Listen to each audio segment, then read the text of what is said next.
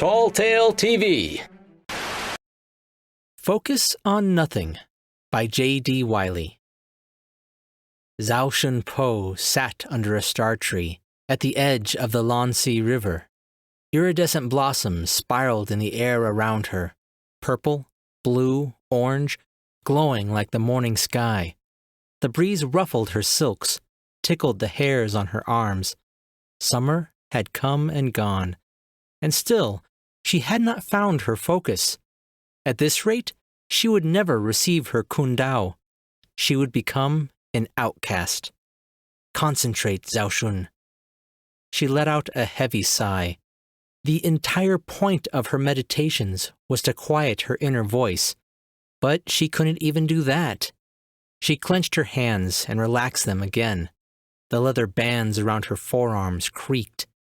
Of the 6 virtues, focus was her weakest, and the reason she'd been sent down through the clouds, away from the monastery. As serene as the sky temples were, Master Zhangjian Wu knew that she needed another place to practice.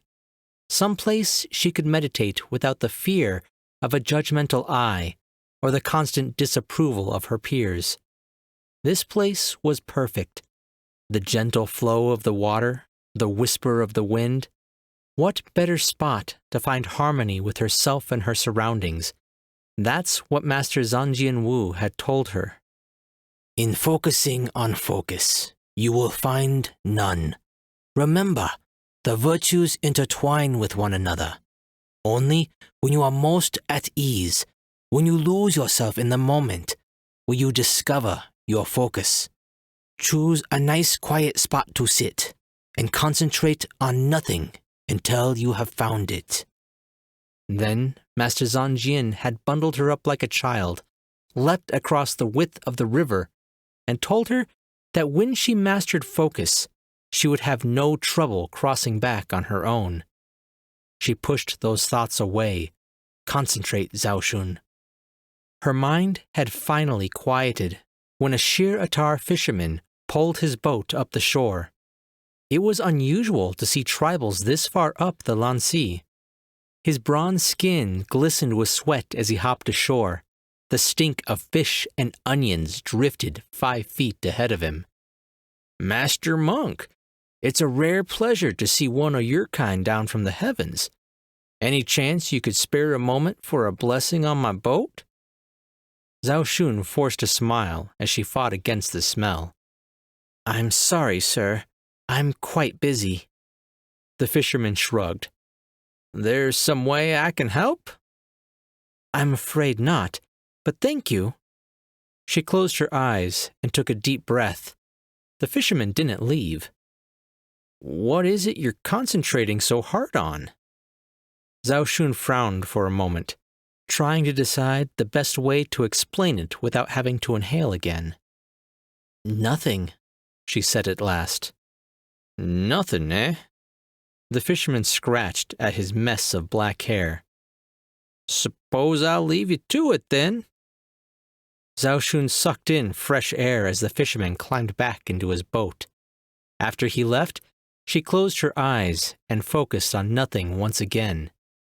Hours passed. The harder she concentrated, the more her senses seemed to magnify until they grew impossible to ignore. She could hear every fish winding up the river, every leaf tumbling across the grass. She smelled the sweet perfume of star tree blossoms so vividly she could taste them. Tiny pinpricks rippled across her skin as every hair on her body stood on end and danced against her silks in the wind. There was simply no way to block it all out.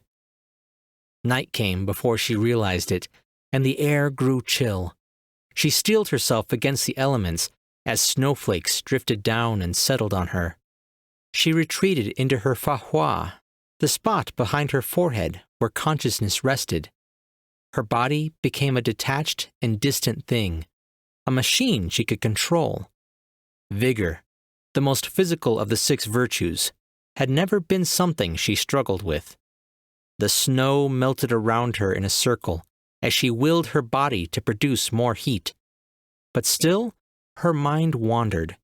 She tried not to think of Master Zanjian's smiling face as the drifting rocks of the sky passage peeked from behind the clouds. If she couldn't master this virtue, she might not be permitted back. She withdrew into her Fahua and allowed her mind to sleep. Early the next morning, a powerful odor pulled her consciousness back to the surface. Fish and onions. Not you again.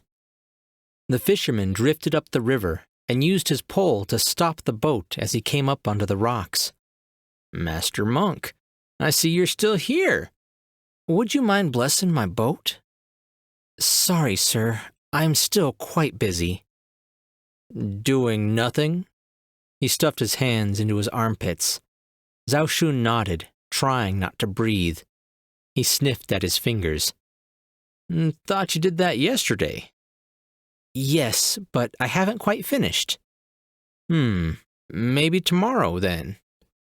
The fisherman waved and climbed into his boat. She frowned.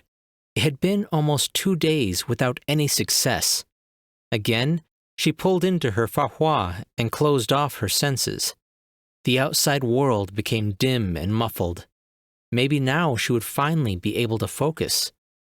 It seemed only a few minutes had passed when Zhao Shun realized it was already growing dark. How many hours had gone by? She thrust her consciousness back to the surface and found Master Zanjian sitting across the river, cross-legged, eyes closed, in silent meditation. She considered asking him how long he'd been there, and then thought better of it. Zhao Shun chewed her lip. Master, how do I get to the other side? Zanjian smiled broadly, sharp teeth blinding white. My child, you are on the other side. You said that when I had mastered my focus, I would have no trouble crossing the water without you. I have sat here for 2 days, and I have learned nothing. I have watched the leaves fall. I have counted the fish and melted the snow. I have wasted away the hours of the day. I think maybe I should leave. I will never understand your secrets. Zhao Shun, you have been distracted by the heavens and the earth, by your own self-doubt and the doubt of others. In focusing on every detail, you have missed the simplest of them.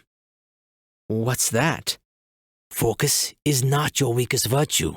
It is your strongest.